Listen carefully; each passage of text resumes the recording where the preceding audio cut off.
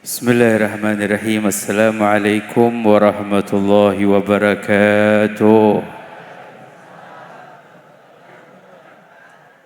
Alhamdulillah Maulana al-Karim wa khaliquna al-azim alladhi laysa kamithlihi syai'un wa huwa as-sami'ul basir. Allahumma salli wa sallim ala sayyidina Muhammadin نورك الساري ومدادك الجاري واجمعنا به في كل أطوار وعلى آله وصحبه يا نور ما بعد. Segala puji dan syukur kita panjatkan kehadirat Allah Jalla Jalaluh. Salawat dan salam semoga selalu terlimpahkan, tercurahkan pada junjungan kita, kekasih kita, panutan kita, teladan kita, baginda Nabi kita Muhammad sallallahu alaihi wasallam beserta keluarga besarnya dan seluruh sahabatnya, juga para pengikutnya hingga hari kiamat. Yang kita hormati, kita muliakan, kita cintai para habaib sulalatul tahirah, hadir bersama Abu Yal Habib Nagib Hamid Syekh Abu Bakar bin Salim. Kita doakan beliau diberi panjang umur, sehat afiat. Al-Habib Muhammad bin Ahmad Fada'ak, semoga Allah beri panjang umur, sehat afiat. Tadi juga yang hadir bersama Habib Muhammad bin Abdurrahman Segaf, Habib Umar Al-Hamid, kita doakan Allah beri panjang umur, sehat afiat.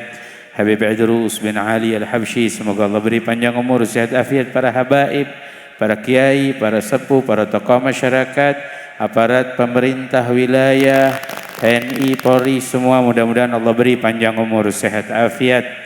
Hadirin hadirat semua jamaah Majelis Manhajur Ridha, mudah-mudahan semua Allah panjangkan umurnya, disehatkan badannya, diluaskan rezekinya. Kalau ada di antara kita yang hadir yang sakit, diangkat penyakitnya.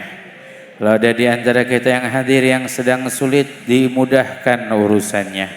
Wabil khusus guru kita tercinta Ustaz Abdul Hayy, mudah-mudahan Allah angkat derajat beliau, diberi kesehatan, keafiatan, dimudahkan segala perjuangannya oleh Allah Ta'ala, terus bisa membimbing kita ke jalan Allah Ta'ala. Amin ya Rabbal Alamin. Hari ini kita memperingati maulidnya Nabi Muhammad SAW. Walaupun belum bulan maulid, namanya memperingati maulid Nabi boleh kapan aja. Enggak harus bulan maulidnya Nabi Muhammad SAW. Setiap malam Jumat juga kita baca maulid Nabi. Intinya dari maulid Nabi adalah supaya kita mengenal lebih dekat siapa Nabi kita Muhammad. Karena kita ada tugas. Semua nih kita punya tugas. Apa tugas kita? Tugas kita adalah meneladani Rasulullah, mengikuti akhlaknya Rasulullah. Tapi mohon maaf, kita tidak bisa meneladani Rasulullah, mengikuti akhlak Rasulullah kalau kita tidak mengenal Rasulullah. Kunci pertamanya kenali. Nanti tumbuh rasa cinta, baru kita ngikut. Dalam satu syair, innal muhibba liman yuhibbu muti'u. Sesungguhnya para pecinta itu pasti manut dengan yang dicintainya. Ibu cinta sama suami, apa kata suami? Ibu ngikut, nurut, patuh. Karena ibu yakin suami adalah jalan, salah satu jalan untuk menuju surganya Allah. Betul? Betul Bu? Ini saya nanya ibu-ibu yang belum punya suami mah jangan jawab. Ya, karena suami itu jalan kita menuju surganya Allah. Tapi kadang-kadang kalau kita bilang cinta, kita nggak manut, nggak patuh dalam kebaikan, diajak ibadah nggak ngikut, disuruh ibadah nggak ngikut, berarti kita nggak betul-betul cinta dan kita nggak betul-betul mengikutinya. Sama kayak kita diajak sama Rasulullah untuk meneladani akhlaknya Rasulullah, ya kita ikuti. Nah, maulid ini kita baca sirahnya Rasulullah, kita dengar nasihat-nasihat dari guru tentang Rasulullah. Biar nanti paling enggak ada satu aja tadi yang disampaikan oleh guru-guru kita ambil akhlaknya, kita bawa ke rumah kita. Itu yang paling terpenting. Sebab kenapa? Kalau kita hidup jauh dari akhlak Rasulullah, pasti kehidupan kita gagal. Saya sebutin kegagalannya ya. Orang kalau tidak mau meneladani Rasulullah, tidak mau berakhlak seperti Rasulullah, kegagalan pertama itu adalah istihanatil huguk. Orang-orang itu mempermainkan hak. Banyak orang mempermainkan hak, kewajiban, tugas, tanggung jawab. Berapa banyak anak mempermainkan hak orang tua, durhaka, kurang ajar. Coba kalau mereka belajar akhlak Rasulullah, belajar bagaimana akhlak kepada orang tua. Berapa banyak orang tua tidak menjalankan hak anaknya. Mereka tidak memberikan hak anak bukan hanya sekedar riayah. Kalau riayah semua bisa memberinya. Perhatian bisa diberi. Bahkan mohon maaf, orang-orang non muslim juga perhatiannya mungkin lebih bagus dari kita. Mereka memberi makan mungkin lebih bagus dari kita, memberi pakaian lebih bagus dari kita, memberi tempat tinggal lebih bagus dari kita. Tapi yang terpenting perhatian orang tua kepada anak itu tarbiyah, pendidikan. Paling enggak kita ngajarin anak kita, nggak bisa ngajarin, ya minta guru-guru kita nih, biar mereka yang membimbing mengajarkan anak kita. Itu namanya haknya anak dari orang tua. Berapa banyak suami mempermainkan hak istri, istri mempermainkan hak suami. Kalau kita tarik benang, apa permasalahannya? Karena kita jauh dari akhlaknya Rasulullah SAW. Kita nggak kenal Rasulullah. Padahal Rasulullah udah ngajarin kita bagaimana akhlak sama orang tua, akhlak sama anak muda, akhlak sama suami, akhlak sama istri. Semua komplit udah diajarkan oleh Rasulullah. Ini gagal yang pertama. Gagal yang kedua, ta'assuban fil ara'. Orang-orang kalau nggak mau berakhlak seperti Rasulullah, fanatik, nggak mau nerima pendapat, nggak mau menerima nasihat, merasa menang sendiri. Berapa banyak? Coba kalau kita berakhlak seperti akhlak Rasulullah, kita mau dengerin apa kata orang tua, dengerin orang soleh bicara, dengerin nasihat.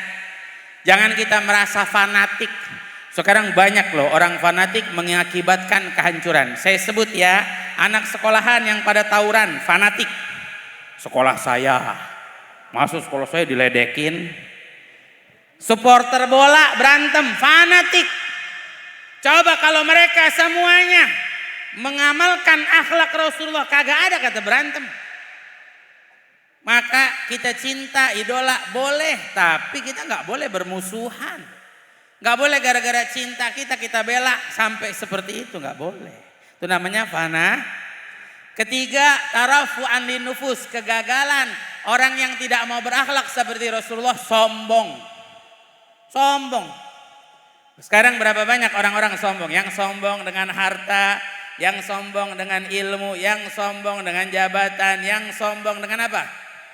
Dengan kekayaan, yang sombong sehat, yang sombong masih muda. Padahal hakikatnya nggak ada yang pantas kita sombongin.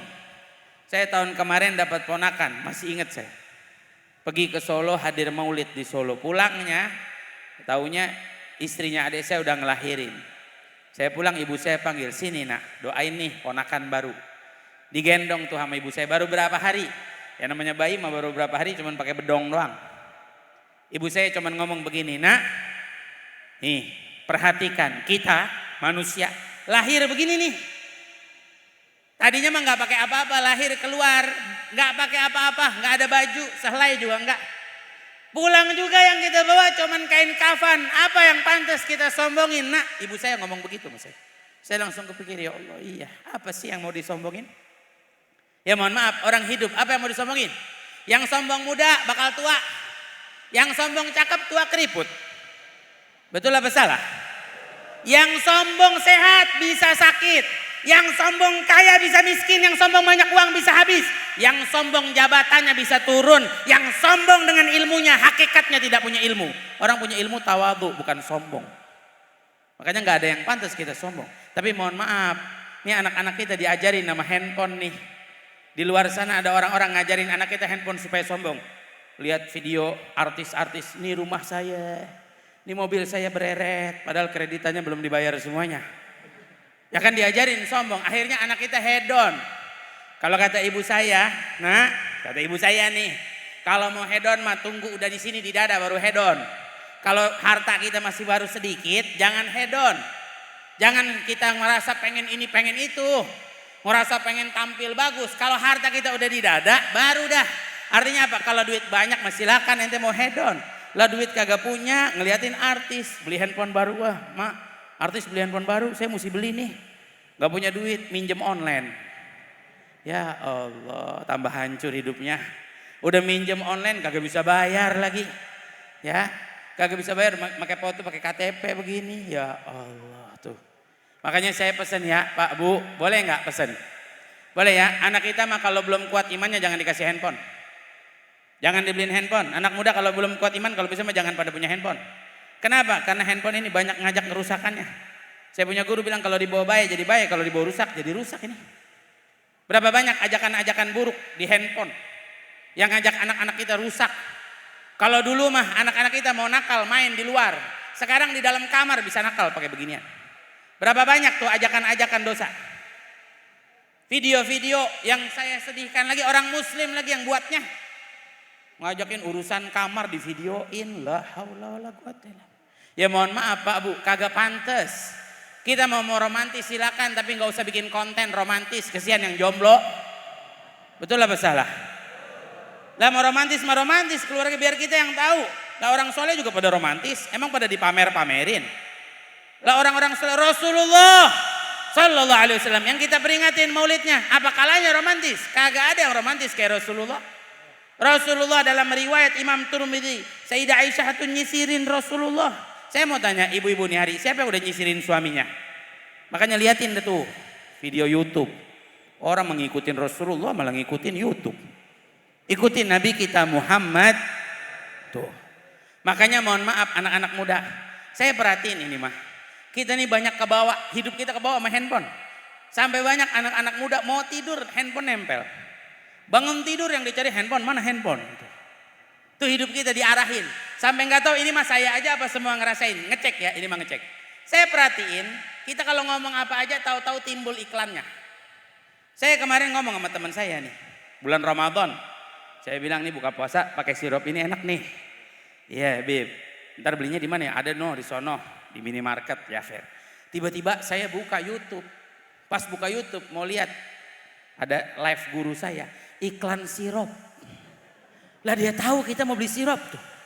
Dan ini bukan sekali loh. Tempo hari saya ngomong sama teman saya pengen beli tas dah buat teng enak kali ya. Bisa naruh handphone, naruh apa. Ada Bib, tas ini bagus. Subhanallah. Saya buka Instagram, isinya langsung tuh iklan tas naik. Kayak sengaja dia tahu, emang ada speakernya sih, kita ngomong apa juga dia denger. Tuh. Dan ini bukan sekali lagi. Saya ngomong sama teman saya ngobrol, Bib, saya kagak punya duit, Bib. Saya bilang ya udah sabarin, emang lagi pada susah nyari duit sekarang. Berapa setahun yang lalu tuh. Tahu-tahu dia ngomong gini, mau minjem duit di mana ya, Bib ya? Ya saya emang kagak punya duit. Saya bilang kalau saya punya duit saya pinjemin. Subhanallah Pak Bu, saya buka YouTube isinya pinjam aku, pinjam kami. Tuh. Dia tahu kita nggak punya duit. Tuh.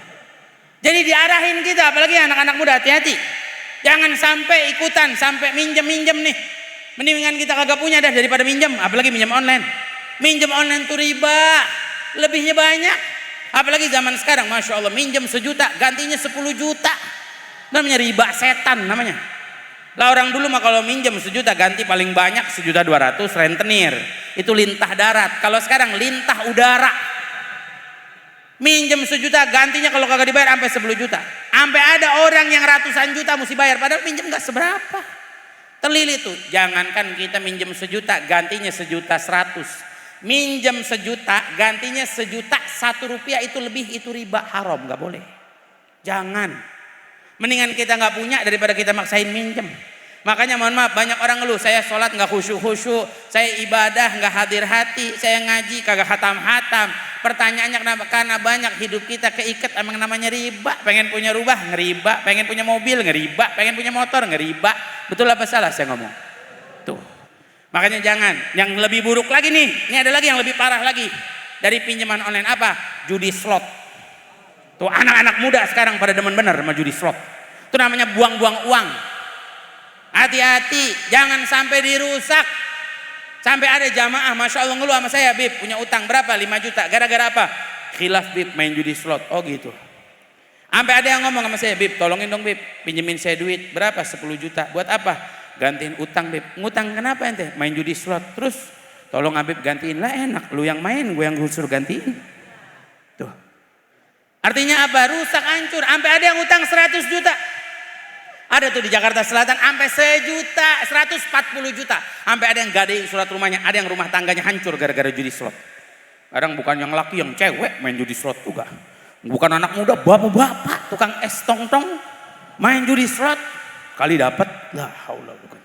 Jangan, mendingan kita kalau punya rezeki mengasih orang tua sedekah berkah, Allah bakal tambahin.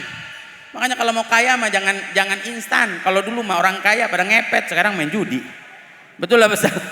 Iya betul ya. Tapi insya Allah mudah-mudahan yang di sini nggak ada yang main di judi slot. Saya doain kalau ada yang main judi slot jempolnya kaku. Lah gitu aja dah. Habis susah kita nasihatin orang. Ya intinya jangan sampai sombong. Terakhir yang keempat, kalau kita nggak ngikutin akhlak Rasulullah, fasadan fil muamalah, rusak muamalah kita. Kita sama tetangga sering berantem, sama keluarga sering berantem ribut. Kenapa? Karena kita nggak ngamalin akhlak Rasulullah. Jadi inti mah dari saya, ayo kita kenali Rasulullah, biar tumbuh cinta di hati kepada Rasulullah, biar insya Allah kita bisa meneladani Rasulullah. Ini Ustadz Abdul Hai sudah buka pintu bulan Safar Maulid Nabi.